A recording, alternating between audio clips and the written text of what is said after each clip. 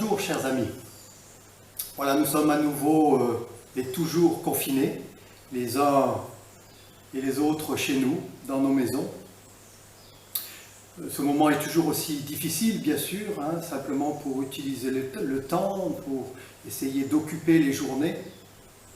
Alors aujourd'hui, c'est vraiment une joie que nous puissions à nouveau nous retrouver par numérique interposé, parce que ce temps, c'est celui aussi le temps de Dieu, c'est le temps du culte, c'est le temps que nous allons vivre ensemble, malgré la distance, malgré la séparation.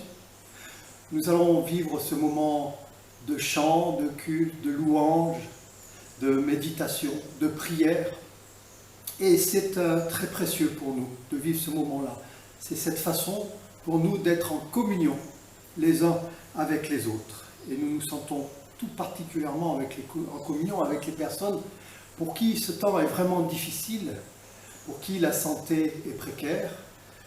Toutes nos prières vont avec vous, chers amis.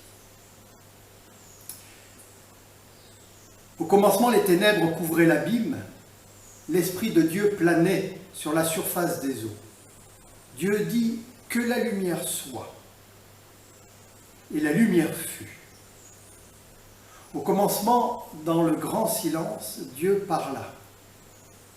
Et la parole de Dieu était grâce. Vint Babel, et plus haut que le ciel s'enfla l'orgueil de tous les hommes. De ma grâce, qu'as-tu fait, mon peuple?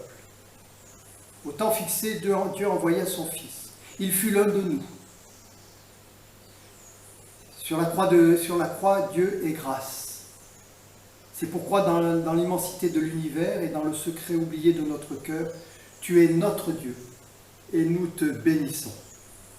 La grâce et la paix de notre Dieu nous sont données en Jésus-Christ et par l'Esprit Saint. Amen.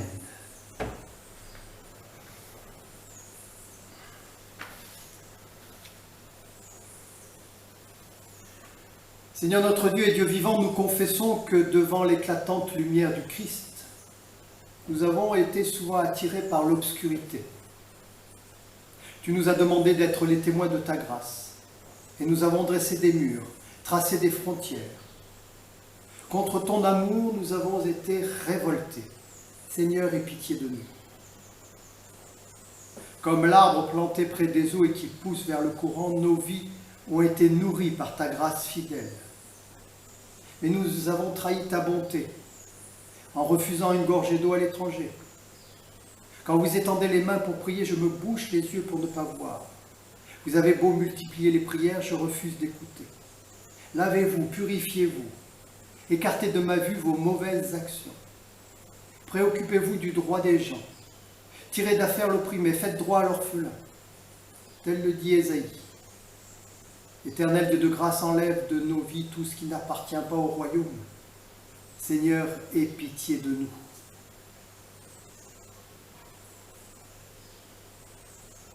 Mais Seigneur, nous attendons, viens faire du neuf parmi nous. La grâce te suffit, car ma puissance manifeste pleinement ses effets lorsque tu es faible et que tu le reconnais. Viens Seigneur, et dans notre révolte ouverte contre ton amour, raconte-nous ta grâce. Ton péché n'est plus. Ton cœur est blanc comme neige. Comme l'enfant, tu es neuf, parce que ma grâce te suffit. Alors va en paix. Franchis les frontières. Tu es témoin de ma grâce.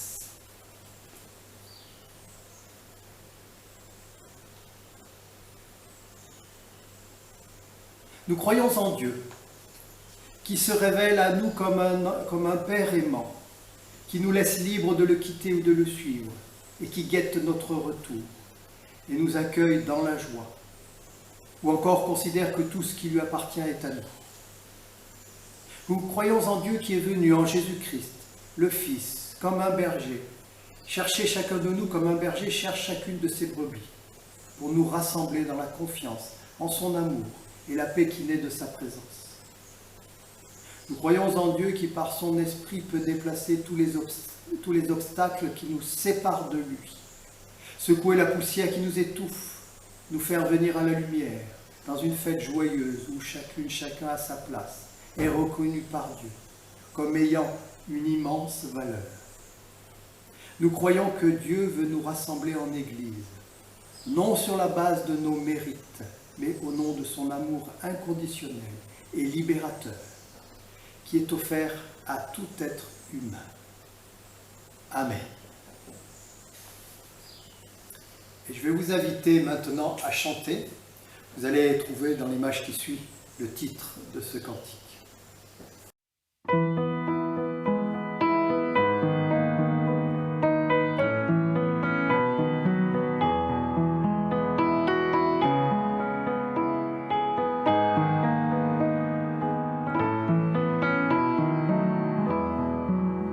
C'est vers toi que je me tourne, je veux marcher dans tes voies, j'élève mes mains pour te rencontrer, mon cœur désire te chanter, pour bénir et célébrer ton saint nom, car tu es fidèle et bon. Seigneur, oh Seigneur, je veux te donner. Seigneur, oh Seigneur, ma vie à jamais. Mes yeux contemplent ta gloire, ta vie ranime ma foi, ta paix et ta joie inondent mon cœur, toi seul fais tout mon bonheur. Je veux proclamer que tu es celui qui chaque jour nous bénit. Seigneur, oh Seigneur, je veux partager. Seigneur, oh Seigneur, ton éternité. Seigneur, oh Seigneur, je veux partager. Seigneur, oh Seigneur, ton éternité.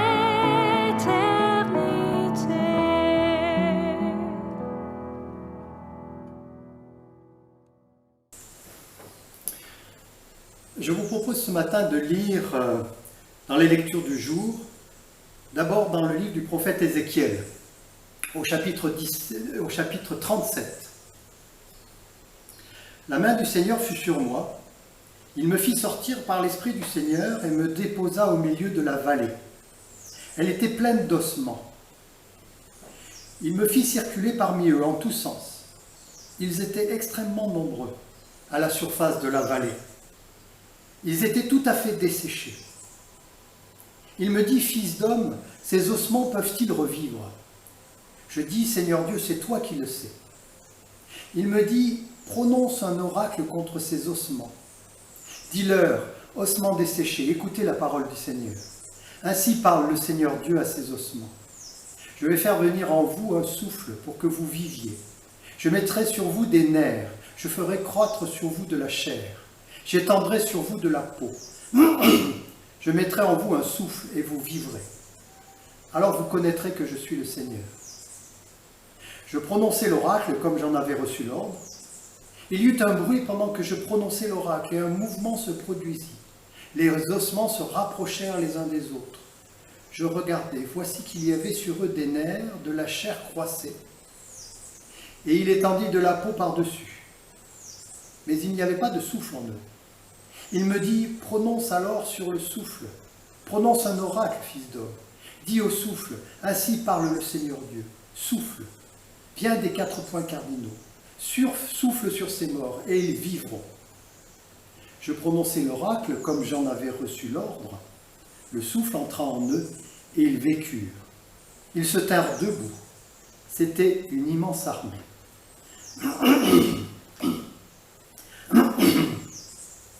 Et puis je vous propose dans l'Épître aux Romains, au chapitre 8, à partir du verset 9 à 11.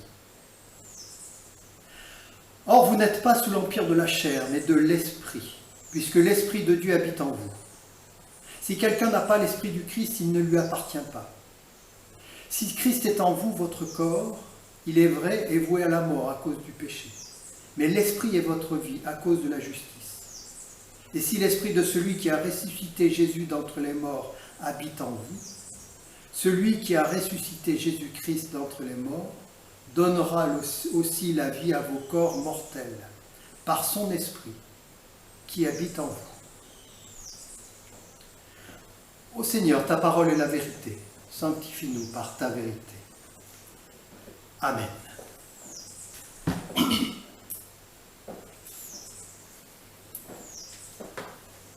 Alors vous savez que dans la situation qui est la nôtre, dans l'épreuve que nous vivons aujourd'hui avec ce virus, je me suis souvenu que nous avions déjà vécu ça à un autre niveau, bien sûr.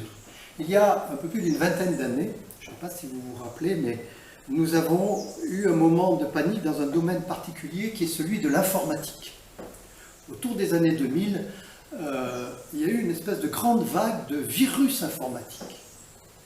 Alors, l'informatique avait pris une grande place dans nos vies, puisque toute l'économie, l'industrie s'étaient équipées, on passait à ce qu'on appelait à l'informatique, tout s'informatisait à tous les niveaux, jusque dans nos maisons, jusque dans nos salons, avec les appareils domestiques, les PC. Et puis tout d'un coup, on a eu donc une espèce comme ce que nous vivons aujourd'hui, un virus qui se répandait à tous les appareils. Et alors il y avait une grande angoisse, on ne savait pas d'où ça venait, on ne savait pas où ça allait, et ça se répandait d'appareil à appareil. Certains avaient d'ailleurs des mots, ces virus, qui étaient de jolis mots, très poétiques. Je me rappelle un qui s'appelait Love. Et surtout, il ne fallait pas ouvrir la pièce qui était jointe, parce qu'alors votre appareil était mort, c'est-à-dire qu'il ne fonctionnait plus. Je me rappelle que ça avait suscité un grand trouble, notamment parce que l'informatique devenait mondiale, et que nous commencions à être connectés les uns aux autres, et que nous étions aussi totalement dépendants de l'informatique. Et alors c'était aussi toucher un petit peu à une part de nous-mêmes. Alors cette situation s'est résolue, on a constaté d'une façon un peu ironique, mais ça fait rire jaune, que c'était plutôt les marchands d'antivirus qui avaient provoqué une telle situation. Alors, il se trouve qu'aujourd'hui, me semble-t-il, on est un peu dans la même situation, mais à une autre échelle, bien sûr, une échelle tellement différente, puisque ça concerne le virus du vivant. C'est le vivant qui est touché. Et la panique vient du fait que nous ne pouvons pas mettre la main sur ce qui se passe actuellement. Il y a un dysfonctionnement très fort, très important, un risque irrémédiable même d'une extinction de notre espèce. Alors c'est d'autant plus angoissant, comme là encore on ne sait pas d'où ça vient, on ne sait pas où ça ira, on sait que tous sont touchés, que tout le monde peut être touché.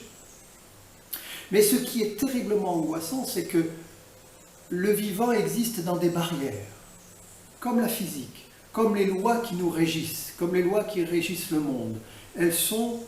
Nous dépendons de lois, et heureusement, qui permettent que cela fonctionne, à tous les niveaux. Et il en est de la même façon pour le vivant. Le vivant régit à des lois biologiques qui fait que cela puisse fonctionner, que nous pouvons exister dans la création telle qu'elle nous est donnée aujourd'hui. Et avec l'apparition du virus, du Covid-19, c'est ça qui est brisé. C'est ça qui explose. Cette espèce de folie de quelque chose que nous ne gérons plus. Quelque chose qui sort des règles qui permettent de vivre. Et donc, cette folie ne nous permet plus de vivre. Et nous amène donc à quelque chose de mortifère.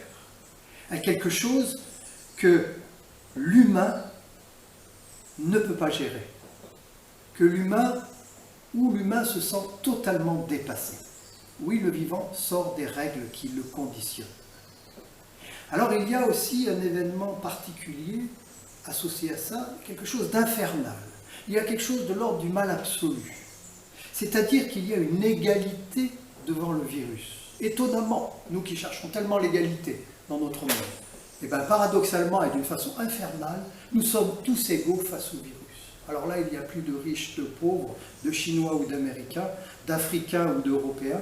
Il n'y a plus des races, il n'y a plus des couleurs de peau, bien sûr. Face au virus, nous sommes dans l'enfer égalitaire. Et je dis enfer parce que d'abord, tous nous sommes touchés, sans distinction. C'est la même chose qu'il y avait pour la peste au Moyen-Âge. Mais surtout, l'enfer vient qu'il n'y a plus de fraternité. Nous ne pouvons plus nous toucher. Nous ne pouvons plus nous approcher. Nous ne pouvons plus nous parler. Nous nous méfions des uns des autres. Regardez le comportement que nous avons dans le magasin, avec la distance que nous mettons, ou si nous portons un masque, ou si nous n'en portons pas. Cette situation d'un virus qui touche le vivant nous amène à quelque chose d'un mal absolu.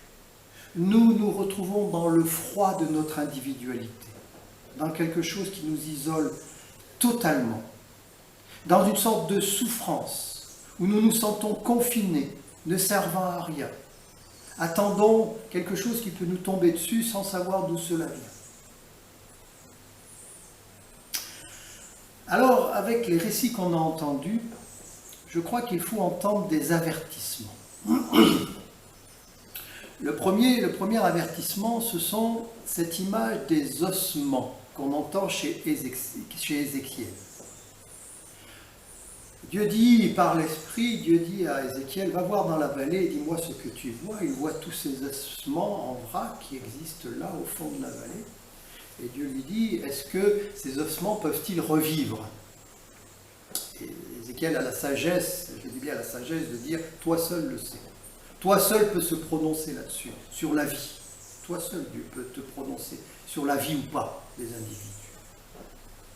Alors, Dieu dit à Ézéchiel,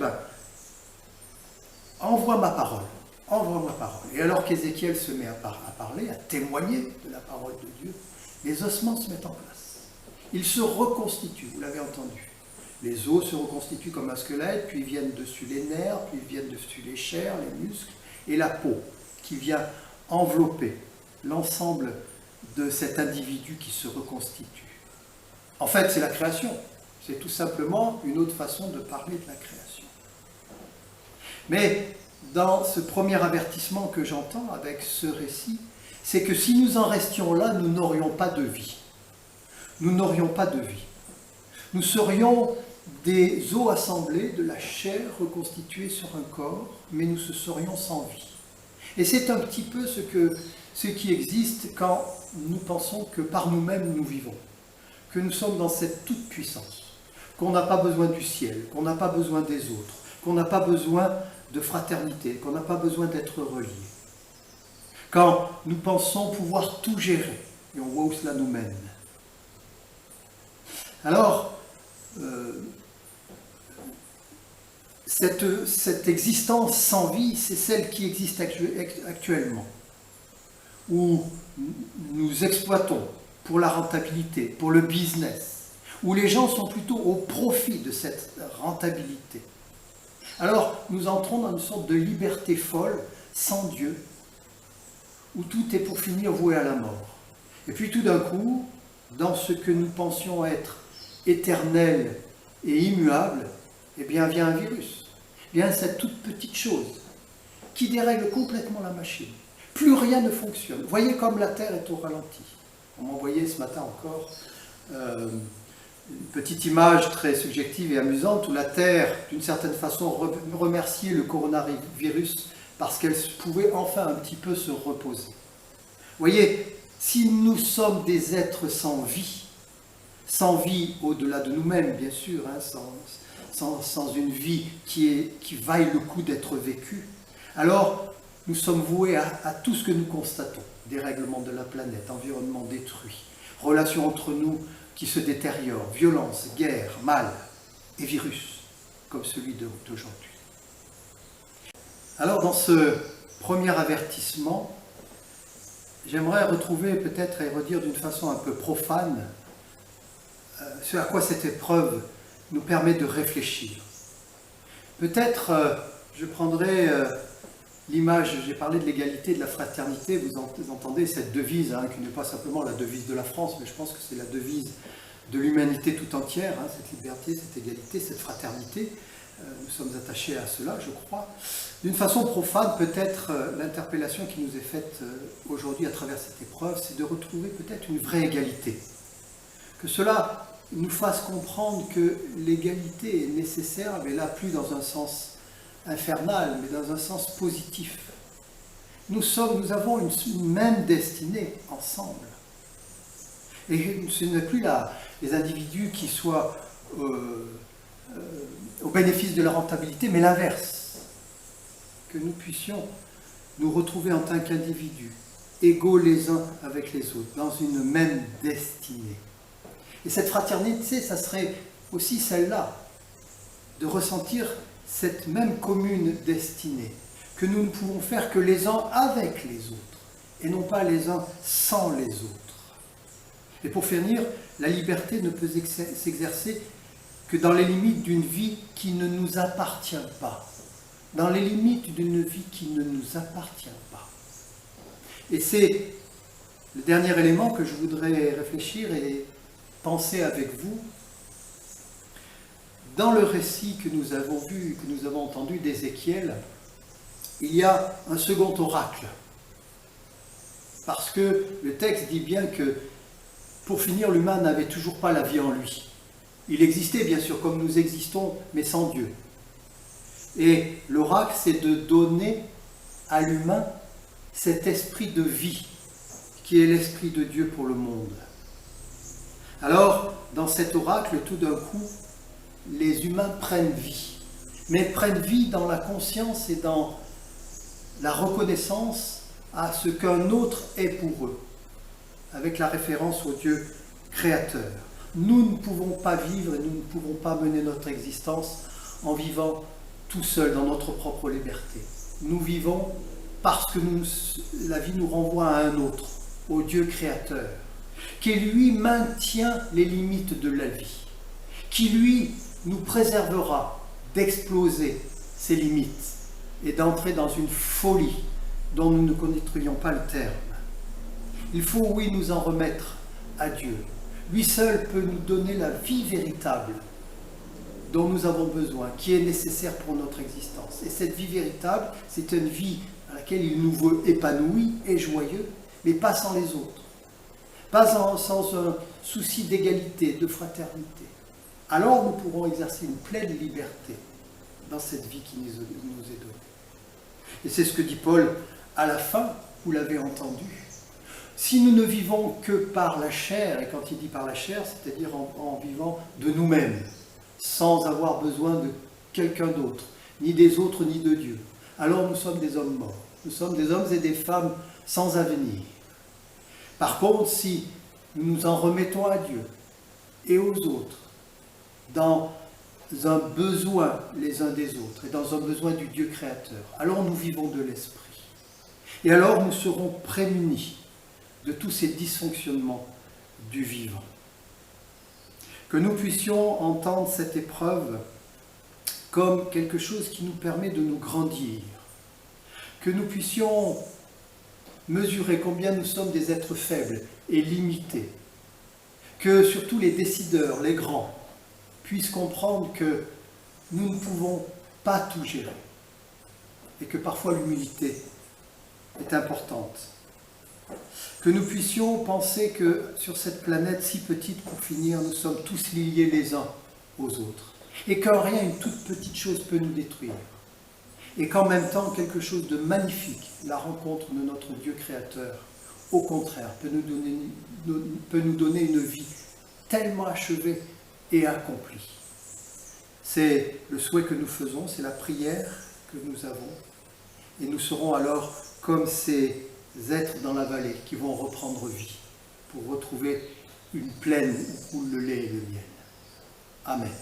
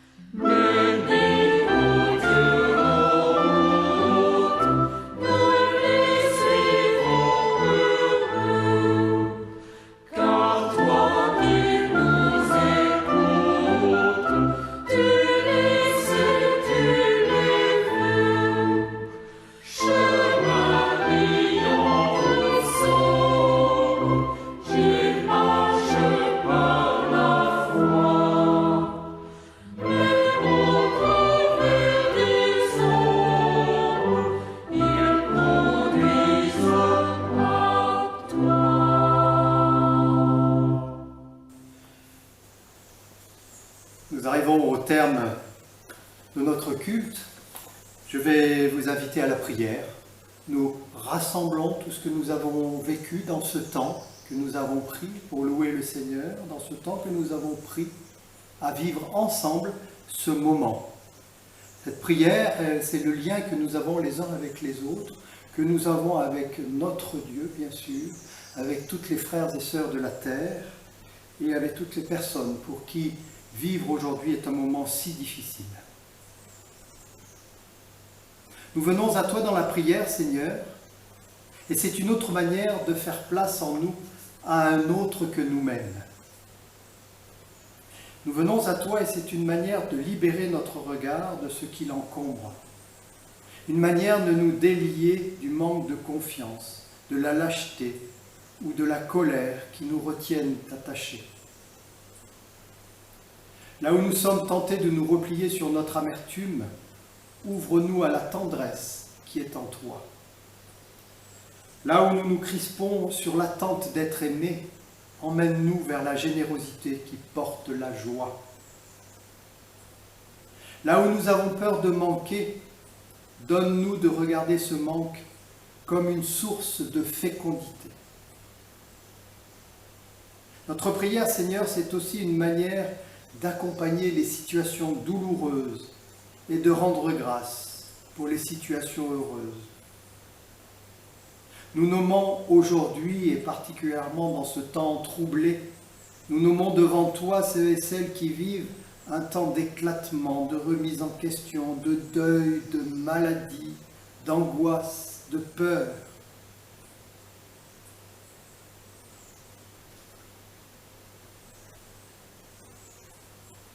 Nous nous réjouissons avec ceux et celles qui reprennent pied et qui ont des envies pour demain. Garde-nous accueillants à ceux et celles qui cherchent leur voie et vivent leur foi autrement que nous. Préserve-nous de notre suffisance et donne-nous plutôt de témoigner de la largesse du regard que tu poses sur chaque être humain. Ce regard que nous accueillons maintenant en te disant d'une même voix tous ensemble, notre Père qui es aux cieux, que ton nom soit sanctifié, que ton règne vienne, que ta volonté soit faite sur la terre comme au ciel.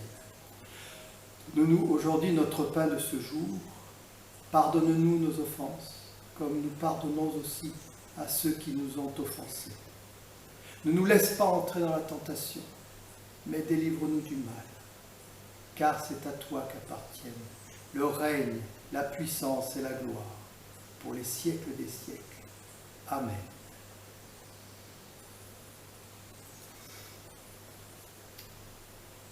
La parole de Dieu est notre force, nous l'avons entendue. Par son esprit, et c'est le plus grand mystère de l'Évangile, et s'il y a un miracle, c'est celui-là. Par son esprit, cette parole est venue nous animer. Elle est venue nous donner vie, comme à chaque fois, jusqu'à notre prochain rendez-vous. Et la bénédiction, c'est justement de savoir que ce Dieu est fidèle, que notre Dieu est fidèle et bon, sur qui on peut compter.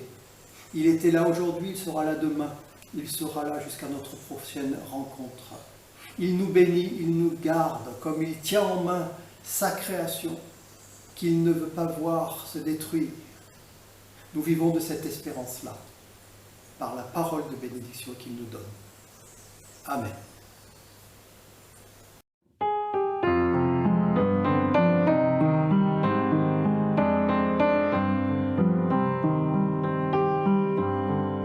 Magnifique est le Seigneur, tout mon cœur pour chanter Dieu. Magnifique est le Seigneur, Alléluia, Alléluia. Le nom du